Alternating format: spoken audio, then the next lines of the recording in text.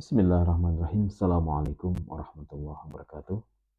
Innalhamdulillah nahmaduhu wa nasta'inuhu wa nastaghfiruh wa na'udzu billahi min shururi anfusina wa min sayyiati a'malina.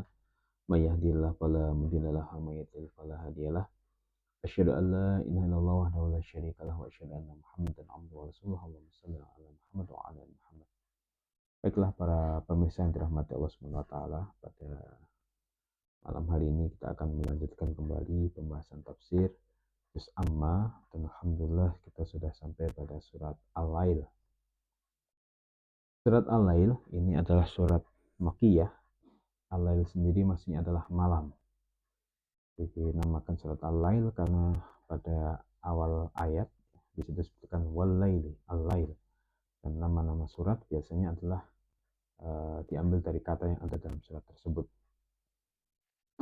Kita bahas satu persatu. A'udzubillahi minasyaitonirrajim. Bismillahirrahmanirrahim. Wal-laili idza yaghsha. Demi malam apabila ia menutupi dengan kegelapannya. Jadi diibaratkan gelapnya malam itu seperti pakaian, sebagaimana disebutkan dalam surat An-Naba, wa ja'alna al-laila libasa, dan kami jadikan malam sebagai pakaian bagimu. Dan malam ini adalah waktu istirahat, di mana kita setelah beraktivitas seharian kita istirahat, dan manusia butuh istirahat, tidak mungkin bekerja terus. Maka malam juga menjadi penutup dari aurat kita. Dan malam dijadikan sumpah oleh Allah Subhanahu wa taala karena malam hari itu adalah sesuatu yang mustajabah di dalamnya. Kalau kita bangun salat malam, ya itu pahalanya sangat besar. Bahkan disebutkan calon penghuni surga itu adalah orang yang beristighfar di waktu sahur. Waktu sahur adalah setelah salat lail, ya, mungkin jam 3:30 ya, sampai subuh, itu adalah waktu sahur. Wabil asharihim hum yastaghfirun, begitu. Kemudian Allah Subhanahu wa taala bersumpah demi siang. Wan nahari idza jallaha, demi siang apabila ia telah tampak atau terang benderang. Jadi setelah Allah menceritakan malam, kemudian menceritakan siang.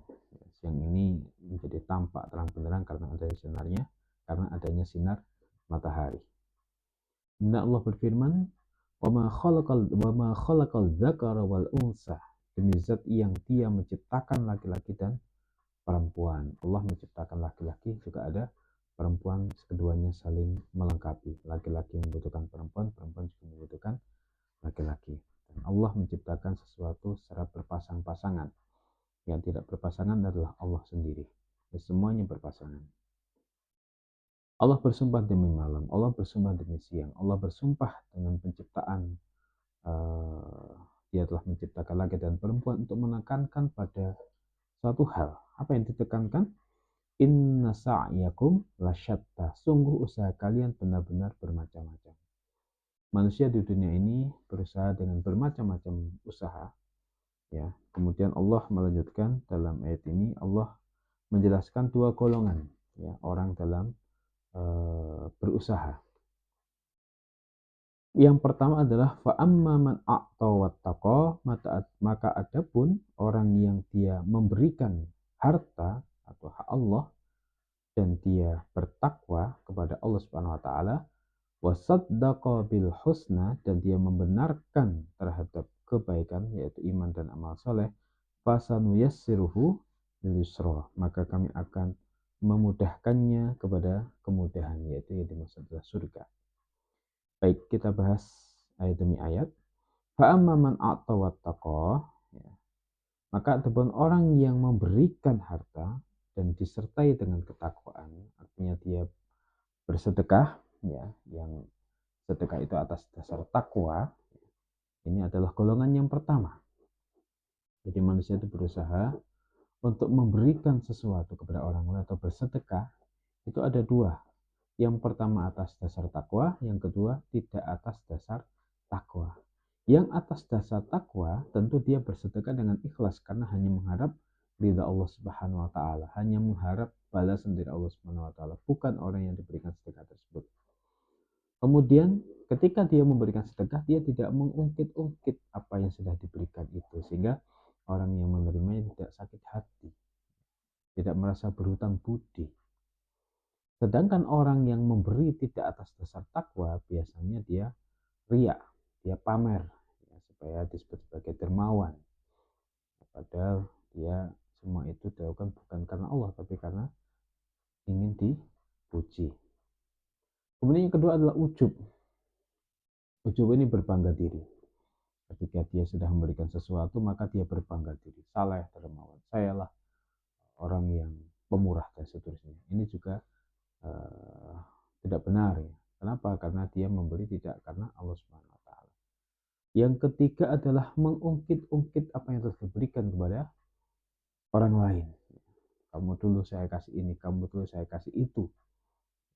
Jangan lupa, itu mengungkit-ungkit. Kemudian yang keempat adalah berfoya-foya. Dia membelanjakan hartanya dalam jumlah yang sangat besar, ya, tapi berlebihan dan boros, berfoya-foya begitu. Itu juga tidak diperbolehkan dalam kita bersedekah. Ya, harus sesuai pada tempatnya, tidak sembarangan. Ya. Tentu sedekah diberikan kepada orang yang membutuhkan, bukan semua orang dikasih. Kemudian yang kelima adalah dia punya hutang, tapi bersedekah, berinfak. Ini juga nggak benar. Karena membayar hutang hukumnya wajib, sedangkan berinfak atau bersedekah hukumnya sunnah. Maka yang didulukan adalah membayar hutang terlebih dahulu. Bahkan kalau dia berinfak nggak ada pahalanya, ya. Kecuali hutangnya tersebut belum jatuh tempo. Tapi kalau sudah jatuh tempo, belum mati jatuh tempo, maka hendaklah dia membayar hutangnya terlebih dahulu. Kemudian wasaddaqa bil husna, dan dia membenarkan, ya, bil husna terhadap kebaikan. Bil husna ini ada 3 tafsiran pendapat ulama. Yang pertama, dan dia membenarkan kalimat tauhid la ilaha illallah, tidak ada Tuhan selain Allah. Itu pendapat yang pertama. Jadi dia bersedekah dan juga dia membenarkan kalimat tauhid. Yang kedua adalah bil husna diartikan surga. Dia membenarkan bahwa adanya surga, dia meyakini akan adanya surga. Nah, maka dengan itu kemudian dia bersemangat untuk bersedekah. Kemudian yang ketiga adalah bil husna diartikan Allah akan mengganti ya sedekah itu dengan nikmat di dunia. Ya. Karena sesungguhnya ketika orang bersedekah itu hartanya akan bertambah. Kalau secara matematika mungkin hartanya berkurang, tapi sesungguhnya hartanya bertambah. Ya, hartanya bertambah. Karena Allah Subhanahu wa taala juga berfirman, wahai anak Adam, berinfaklah maka aku akan berinfak kepadamu. Jadi dengan kita berinfak, Allah akan memberikan harta kepada kita, Allah akan memberikan rezeki kepada kita. Ya, karena sesungguhnya Allah Maha Pemberi rezeki. Kemudian Allah juga menamakan dalam ayat lain infak itu sebagai hutang. Ya, barang siapa yang memberikan pinjaman kepada Allah, maka Allah akan mengganti dan melipat gandakan. Seperti kalau kita punya teman dan kita tahu teman kita itu orang kaya, gitu ya, kemudian pergi bersama kita dan dia lupa tidak bawa ATM atau kartu kredit, kemudian dia pinjam uang 500.000, ya, tanpa ragu kita akan berikan pinjaman itu, uang itu untuk kita pinjamkan, karena kita yakin pasti akan dikembalikan. Bahkan kadang-kadang ya, atau mungkin setiap dia mengembalikan selalu dilebihkan. Nah, itu seperti itu kepada manusia, apalagi kepada Allah yang Maha Kaya, tentu kita lebih yakin lagi. Dan di akhirat nanti setiap orang itu dinaungi oleh sedekahnya di padang mahsyar. Ketika dalam kondisi panas, matahari jaraknya dengan manusia hanya 1 mil, maka akan ada naungan di atasnya yang melindungi kita dari panasnya matahari, ya, yaitu dengan sedekah kita, ya, akan menjadi naungan bagi kita. Semoga kita termasuk di dalamnya. Allah mengganti, ya, harta yang kita sedekahkan tidak harus dalam bentuk harta, tapi mungkin lebih berharga daripada harta itu sendiri. Contohnya mungkin kita menjadi bahagia, lembut hatinya, ya, kita mendapatkan ketentraman, kita disembuhkan dari sakit ya. Kadang kalau orang sakit pengen sembuh ya itu bisa lewat tawasul bersedekah. Ada suatu tempat yang eh, dokter di situ nggak praktek selama 1 tahun, nggak pernah ada yang datang kepada dokter tersebut. Tahun kedua juga begitu, kemudian dia tanya kepada orang penduduk setempat mengatakan bahwa kalau mereka sakit, ya, kalau dia sakit maka dia beristighfar, karena bisa jadi sakit itu dari dosa-dosanya. Kalau beristighfar maka Allah akan mengampuni dan menyembuhkan sakitnya. Kemudian kalau kemudian belum sembuh maka orang tersebut bersedekah. Jadi dengan bersedekah kemudian penyakitnya menjadi sembuh.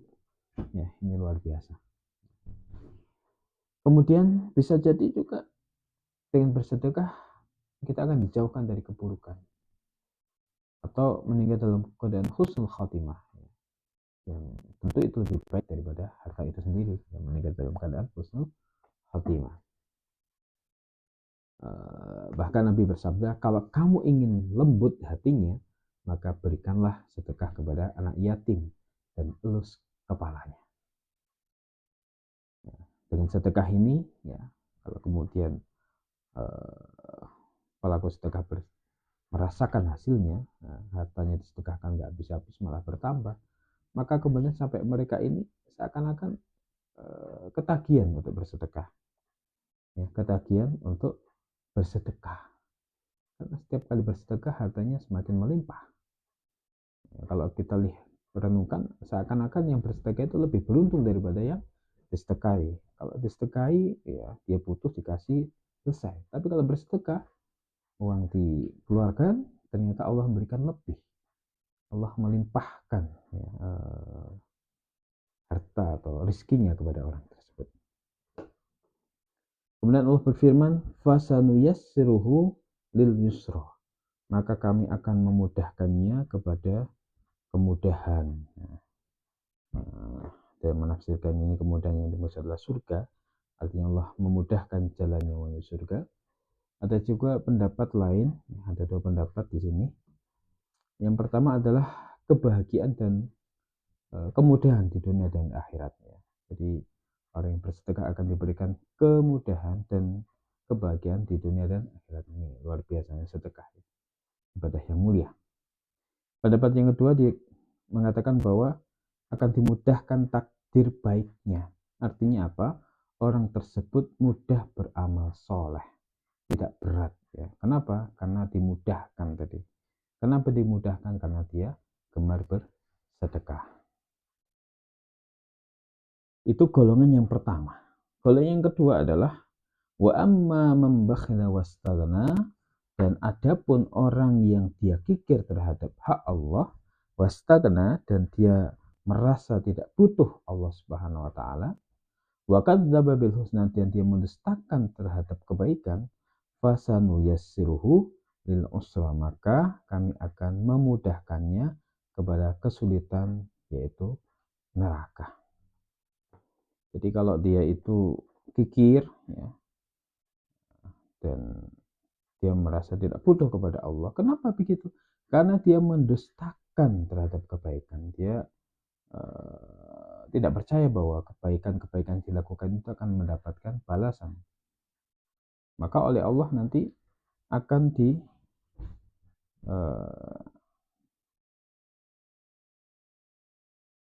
dimudahkan ya kepada kesulitan, dimudahkan menuju neraka. Siapa yang mau dimudahkan menuju neraka? Nah, inilah orang yang pelit ya. Sampai digambarkan bahwa seseorang yang pelit itu ya seseorang seperti memakai baju besi. Kalau dia bersedekah maka baju besi itu akan semakin lebar ya, sehingga lapanglah badannya. Sebaliknya jika dia pelit maka baju besi tadi semakin menyempit ya, sehingga semakin tertekan badannya gitu. Maka kita berupaya kalau diberikan rezeki oleh Allah, diberikan kelebihan oleh Allah, kita bersedekah, ya. Jangan pelit. Sampai ada seorang syekh bercerita, ada seseorang yang kalau dia mendapatkan rezeki dari Allah, itu langsung dibagikan ke masyarakat. Dibagikan ke masyarakat. Sampai ada yang bertanya, wahai Fulan, kenapa kamu kalau dapat rezeki langsung kamu bagikan, kamu sedekahkan? Orang tersebut mengatakan, ya, ini adalah kebiasaan saya. Karena dengan ini Allah kemudian terbiasa memberikan rezeki kepada saya. Maka saya tidak ingin menghentikan kebiasaan ini. Nanti kalau saya berhenti dari kebiasaan ini, Allah juga berhenti memberikan saya rezeki yang melimpah. Masya Allah. Kemudian Allah berfirman, wa ma yughni anhu maluhu idza taradda, dan tidak berguna baginya hartanya di neraka apabila dia telah binasa. Nah, harta itu akan bermanfaat ketika kita masih di dunia, ketika kita infakkan, ketika kita sedekahkan, insya Allah pahalanya sampai nanti di akhirat. Tapi kalau sudah meninggal, ya, harta yang kita tinggalkan itu kalau kemudian tidak dikelola dengan baik, bahkan kita sudah tidak berkuasa terhadap harta itu, maka nggak ada gunanya. Ya. Kalau sudah masuk ke dalam neraka, walaupun di dunia banyak harta, nggak ada gunanya. Maka ketika masih hidup, seseorang hendaklah mensedekahkan ya sebagian hartanya, dan kita tentu bersedekah tidak banyak. Ya. Zakat saja hanya 2,5%. Ya, kita juga tidak seperti Abu Bakar yang bersedekah sampai 100%. Ya. Hanya 2,5% saja. Inna alina lal huda, sungguh kewajiban kami benar-benar memberi petunjuk. Sungguh kewajiban kami memberi petunjuk. Wa inna lanal akhirata wal ula, dan sesungguhnya milik kami kehidupan akhirat dan dunia. Jadi Allah Subhanahu wa taala yang memiliki kehidupan dunia dan akhirat. Akhirat dan dunia. Maka yakinlah bahwa dengan bersedekah itu Allah akan memberikan ganti yang lebih banyak, karena Allah yang mengatur semuanya. Allah yang memiliki kehidupan akhirat dan kehidupan di dunia. Fa'anzartukum naron taladzah, maka aku peringatkan kalian dengan api neraka yang menyala-nyala. Masya Allah. Jangan sampai kemudian harta kita ini menjadi penghalang kita masuk surga, atau bahkan sampai mendorong kita masuk ke dalam neraka. Orang yang tidak mau bayar zakat, ya, maka hartanya nanti akan berubah menjadi ular dan akan memakannya. Ya. Nabi Muhammad SAW berdakwah di pasar, ya, dengan teriak beberapa kali mengatakan fa'andartukum narun, aku peringatkan kalian dengan api neraka. Ya. Jadi cukuplah ya api neraka menjadi ancaman sehingga seseorang itu menjadi takut kepada Allah Subhanahu wa taala, ya, kemudian taat kepada Allah Subhanahu wa taala. Saking dahsyatnya ayat ini, Umar bin Abdul Aziz, ya, seorang khalifah yang luar biasa, ini ketika membaca ayat ini sampai menangis, tidak kuat. Akhirnya dia beralih ke surat yang lain, ayat yang lain ketika sholat. Kemudian Allah Subhanahu wa taala melanjutkan firman-Nya, la yaslaha illal ashqa. Tidak memasukinya ya, kecuali orang yang celaka. Ya. Jadi orang yang celaka yang masuk ke dalam neraka. Kenapa? Karena dia tidak mau bersedekah, karena dia tidak menggunakan hartanya dengan baik. Alladzi kadzdzaba wa tawalla, yang dia mendustakan Rasul dan berpaling dari keimanan. Jadi mereka kenapa tidak beriman, tidak bersedekah? Karena mereka mendustakan Rasul dan tidak beriman. Wa sayujannabuhal atqa, dan akan dijauhkan darinya neraka itu orang-orang yang bertakwa.